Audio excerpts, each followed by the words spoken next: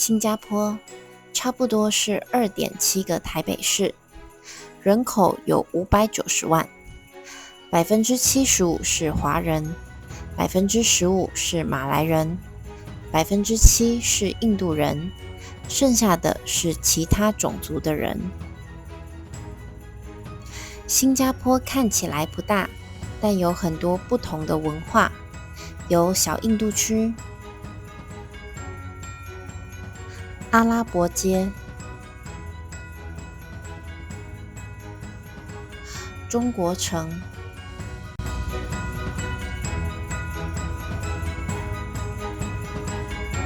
在中国城，我看到了佛寺、印度教的庙、回教的清真寺。新加坡的中国城叫牛车水，这里的星巴克竟然有中文招牌，在台湾我都没看过呢。这叫 Shop House， 在新加坡到处都可以看到这种非常漂亮的房子。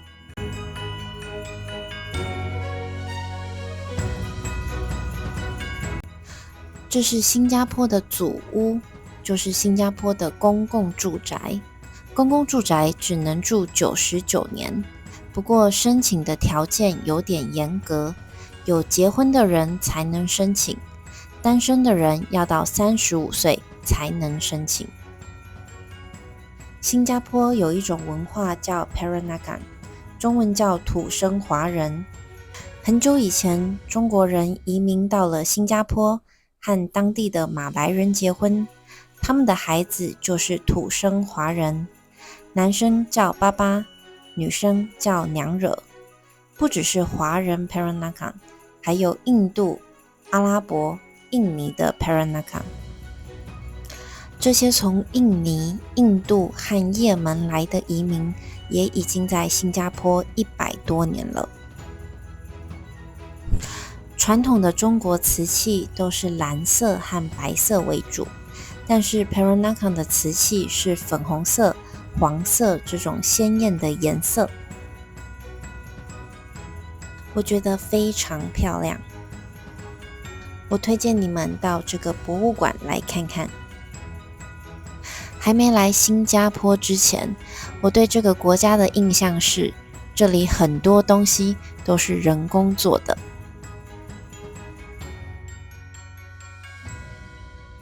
但是他们真的做得很好，例如滨海湾花园的擎天树，这里每天晚上都有灯光秀，很像在外星球。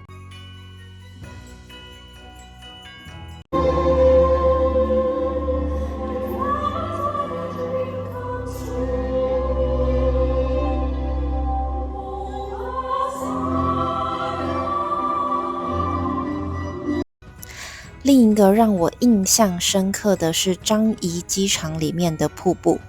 我原本想，不就是一个人工瀑布吗？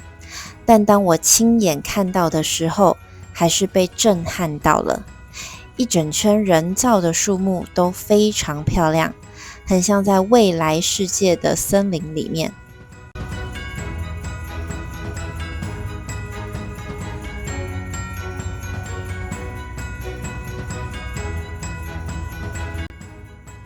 新加坡的鱼尾狮公园靠近新加坡的商业区，我觉得很像香港的维多利亚港。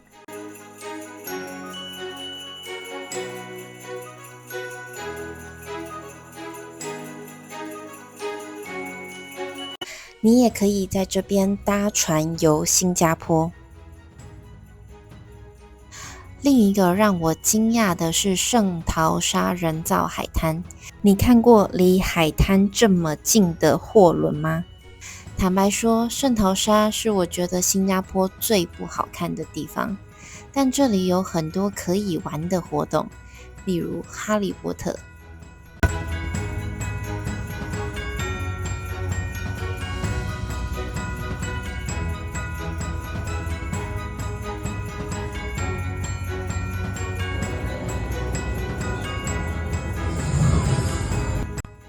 虽然新加坡有很多人造的东西，但是他们的公园其实非常漂亮，有很多看起来活了很久的树木，公园也比台湾的公园更大。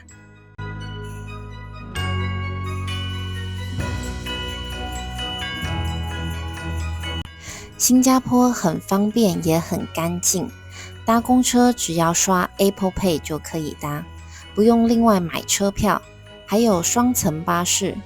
公车和地铁跟台湾一样，都不能吃东西，也不能喝东西，所以很干净。我的新加坡朋友说，在新加坡要开车，必须要买一张车证，10年的车证大约要台币200多万，所以新加坡的车子很少，大部分的人都搭公车或是地铁，班次很多，我很喜欢。公车和地铁的标示都可以看到英文、中文、马来文和印度的塔米尔语。当然，说到新加坡，不能少了新加坡的美食。我在新加坡待的时间太短了，但我真的很喜欢我吃的食物。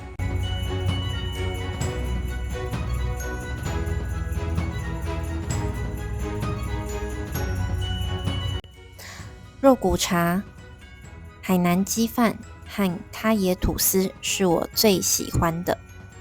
不过，在新加坡的餐厅吃饭，要付10%的服务费和9%的税。很多餐厅的卫生纸要付钱，很不合理吧？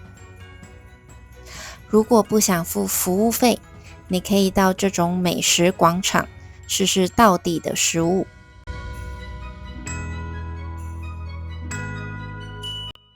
我去旅游的时候，正好碰到新加坡的国庆日，今年是新加坡的60岁生日。我很惊讶新加坡这么年轻，因为他比我的爸爸妈妈还年轻。我对新加坡的历史不太了解，所以去参观了他们的国家博物馆。博物馆设计得非常棒，完整地讲解了新加坡的历史。从英国殖民到第2次世界大战被日本殖民，又被迫从马来西亚独立。虽然新加坡只有60岁，但这片土地拥有数百年的历史，又多元又丰富。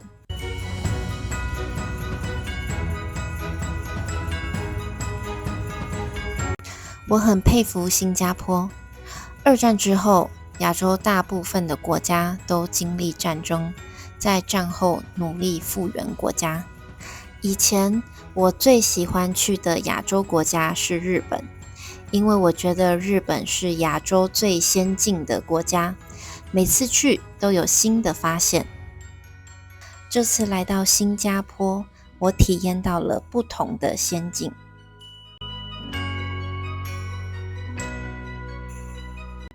在这个说中文也能通，招牌有简体字也有繁体字的国家，我体验到了很不同的中华文化，推荐你也来看看。